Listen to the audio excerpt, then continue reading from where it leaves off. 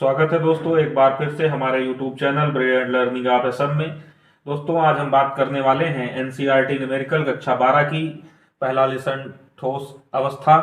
चलिए शुरू करते हैं। प्रश्न संख्या 1.16 की प्रश्न दिया है। विश्लेषण द्वारा ज्ञात हुआ है कि निकिल ऑक्साइड का सूत्र Ni 0.98 ऑक्सीजन 1.00 है। निकिल आयन का कितना अंश Ni2+ और Ni3+ के रूप में विद्यमान है। चलिए शुरू करते हैं दोस्तों। तो प्रश्नानुसार हमें दिया है, प्रश्नानुसार हमें दिया है 98 निकिल परमाणु ऑक्सीजन परमाणु ऑक्सीजन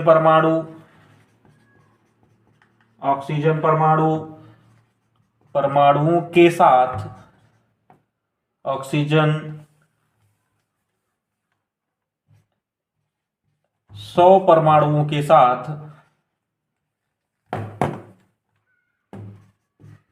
परमाणुओं के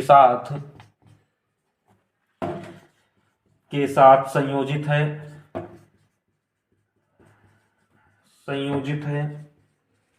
98 निकिल परमाणुओं में से 98 निकिल परमाणुओं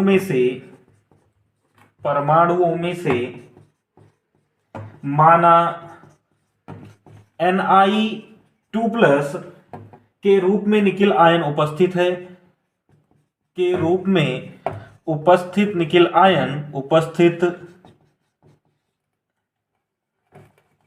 उपस्थित निकिल आयन बराबर X है। तब Ni3+ के रूप में उपस्थित निकिल आयन 3+ के रूप में उपस्थित निकिल आयन बराबर होंगे 98 - X के। तो X निकिल 2+ तथा 98 - X निकिल 3+ पर कुल आवेश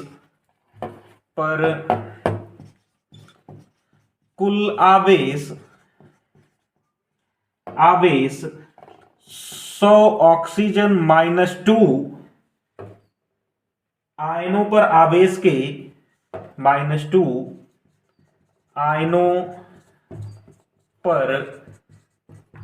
आवेश के तुल्य होना चाहिए।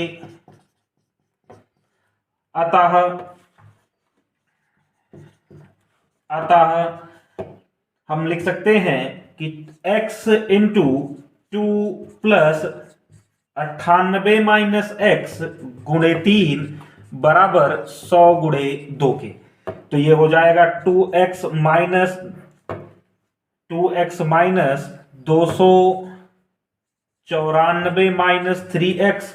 = 200। तो इस प्रकार Ni2+ के रूप में निकिल आयनों का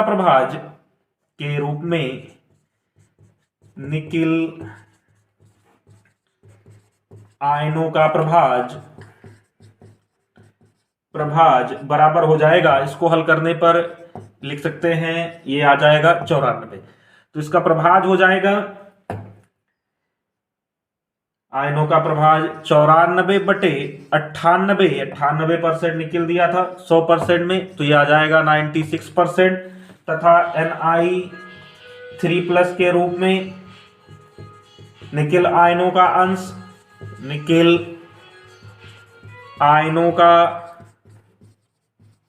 अंश बराबर ये हो जाएगा 4/98 × 100, तो ये हो जाएगा 4% के। तो एक आ गया 96%, Ni2+ 96% और Ni3+ 4% उपस्थित होंगे।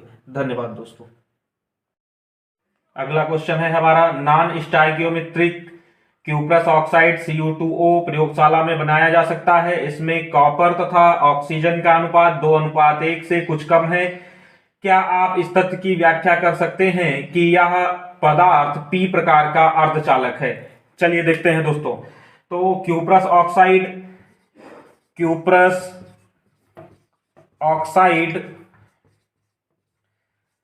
Cu2O में कॉपर तथा ऑक्सीजन का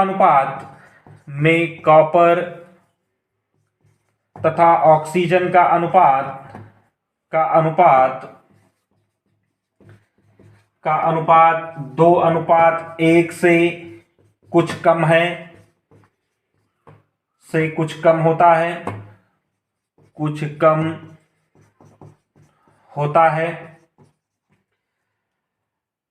होता है, जिससे यह प्रदर्शित होता है कि क्यूप्रस के कुछ आयन Cu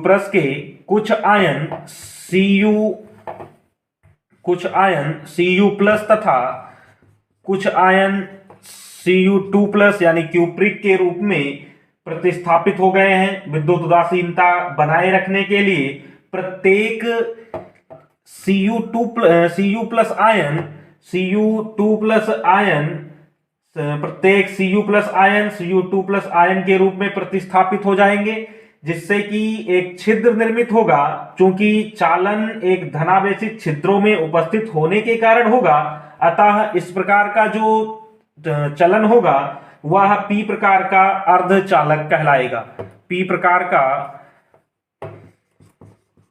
अर्धचालक होगा, क्योंकि कुछ आयन Cu प्लस से Cu2 प्लस में उपस्थित हो जाएंगे, जिससे कि एक छिद्र निर्मित होगा। जब छिद्र निर्मित हो जाएगा तो विद्युत कण को उदासीन बनाए रखने के लिए इसमें हम विद्युत धारा को प्रवाहित कर सकते हैं। धन्यवाद।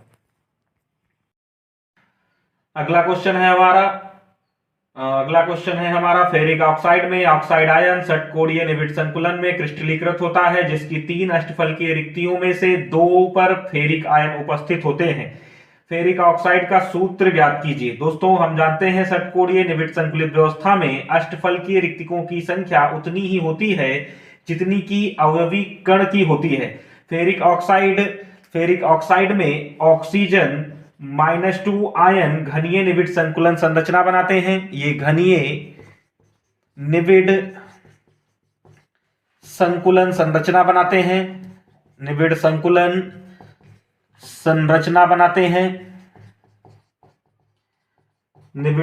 संरचना बनाते हैं तथा अष्टफलकीय रिक्तिकों का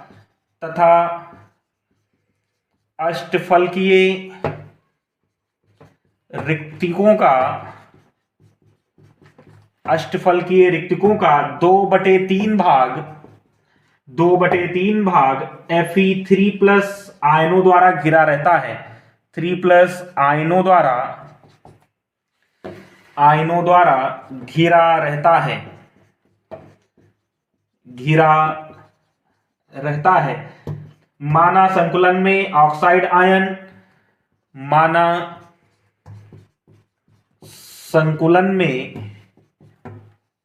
ऑक्साइड आयन की संख्या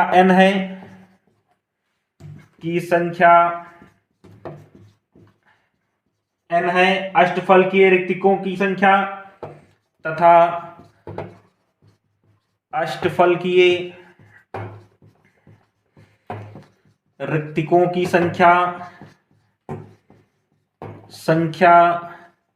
भी n है। तो 2/3 इंटू n बराबर हो जाएगा 2n/3 के। तो Fe3+ तथा O-2 का अनुपात बराबर हो जाएगा Fe3+ अनुपात O- के, जो बराबर होगा 2n/3 के अपॉन n के बराबर होगा। तो इस तरीके से इसको हम लिख सकते हैं कि ये अनुपात आ जाएगा 2:3 के। अतः फेरिक ऑक्साइड का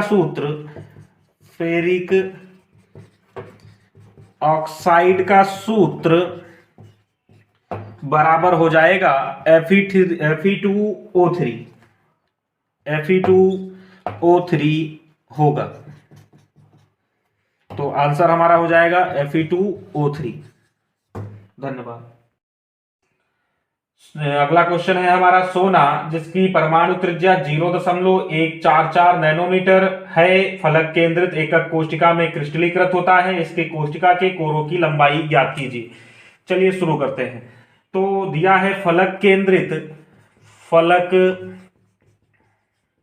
केंद्रित घनीय संरचना, इसको कहते हैं FCC, face central cubic cell में क्रिस्टलीकृत है। संरचना के लिए एकक कोशिका के कोर की लंबाई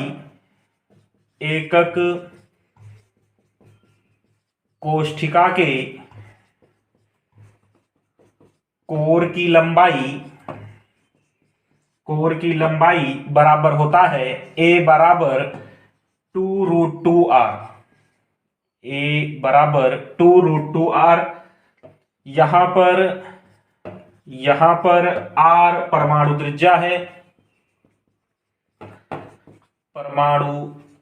त्रिज्या है, तो रखते हैं a बराबर 2 गुणे √2 इंटू 0.144 नैनोमीटर। इसको हल करेंगे तो ये आ जाएगा 2 गुणे √2 की वैल्यू रखेंगे जो होती है 1.414 गुणे 0.14144। इसको हल करने पर ये आ जाएगा 0.407 नैनोमीटर के बराबर होगा। नैनोमीटर।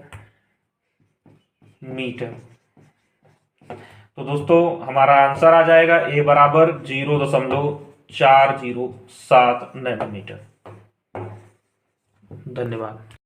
अगला क्वेश्चन है हमारा, एल्यूमीनियम घनीय निबिड़ संकुलित संरचना में क्रिस्टलीकृत होता है, इसका धात्विक अर्धव्यास 125 पिकोमीटर है, इसके एकक कोष्टिका के कोरों की लंबाई ज्ञात कीजिए। तथा इसमें दूसरा प्रश्न है कि 1.0 सेंटीमीटर क्यूब एल्यूमिनियम में कितनी एकक कोष्टिकाएं उपस्थित होंगी।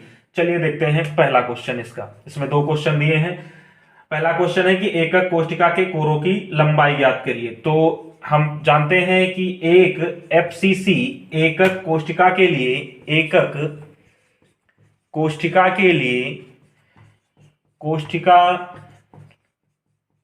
लिए R बराबर होता है a/2√2, या इसको लिखते हैं a बराबर 2√2r, जैसा पिछली वीडियो में भी हमने बताया था आपको। तो इसी से प्रश्नानुसार इसमें देख लेते हैं क्या दिया है। प्रश्नानुसार धात्विक अर्धव्यास दिया है। धात्विक अर्धव्यास यानी R बराबर दिया है 125 पिकोमीटर। हल करते हैं तो ये आ जाएगा 2 गुणे 1.414 गुणे 125 बराबर हो जाएगा 353.5 पिकोमीटर के। जैसे को सेंटीमीटर में भी लिख सकते हैं तो यह आ जाएगा 3.535 गुणे 10⁻⁻8 सेंटीमीटर। इसी में अगला क्वेश्चन दिया है कि 1.0 सेंटीमीटर एल्यूमिनियम में कितनी एकक कोष्टिकाएं उपस्थित होंगी। तो चलिए देखते हैं दूसरा क्वेश्चन इसका। तो एकक कोष्टिका का आयतन बराबर होता है a³।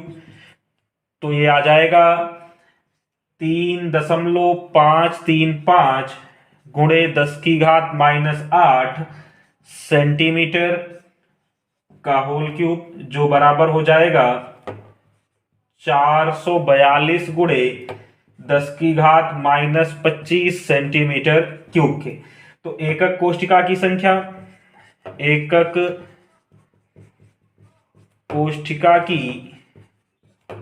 संख्या बराबर हो जाएगा 1 सेंटीमीटर क्यूब बटे 442 गुणे 10 की घात -25 सेंटीमीटर क्यूब। इसको हल करेंगे तो ये आ जाएगा 2.26 गुणे 10 की घात 22। तो इस तरीके से दोस्तों हमारा आंसर आ जाएगा 2.26 गुणे 10 की घात 22 और एक उत्तर हमारा हो जाएगा, एक आंसर हमारा हो जाएगा 3.535 इंटू 10 की पावर -8। धन्यवाद दोस्तों। चलिए देखते हैं अगला न्यूमेरिकल दिया है कि यदि NaCl को SrCl2 के 10 की घात -3 मोल % में डोपित किया जाए तो धनायनों की रिक्तिका का सांद्रण क्या होगा। चलिए दोस्तों देखते हैं। तो प्रश्नानुसार हमें दिया है, प्रश्नानुसार हमें दिया है NaCl को SrCl2 के 10 की घात -3 मोल % में डोपित 10 की घात -3 मोल प्रतिशत से डोपित किया गया है, से डोपित किया गया है, डोपित किया गया है। अर्थात 100 मोल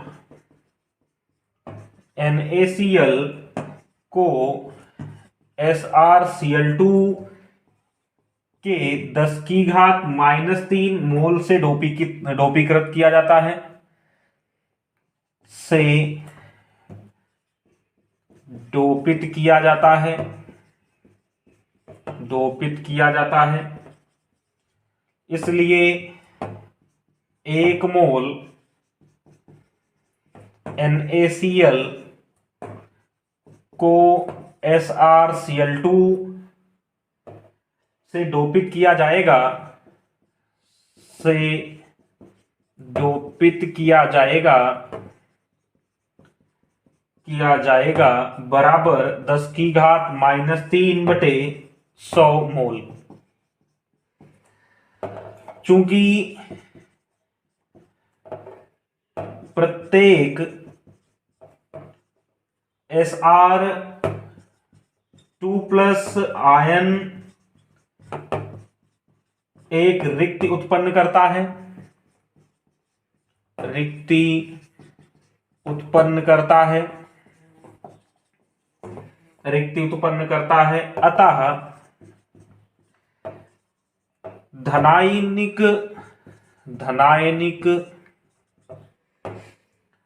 रिक्तियों की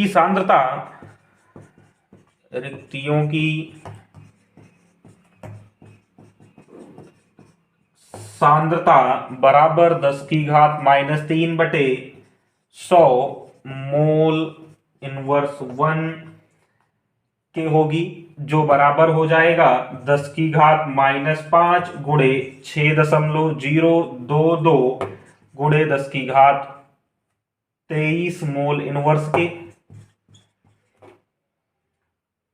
23 मोल इनवर्स 1 के। इसको लिख सकते हैं 6.022 गुणे 10 की घात 18 मोल इनवर्स 1, जो हमारा आंसर हो जाएगा।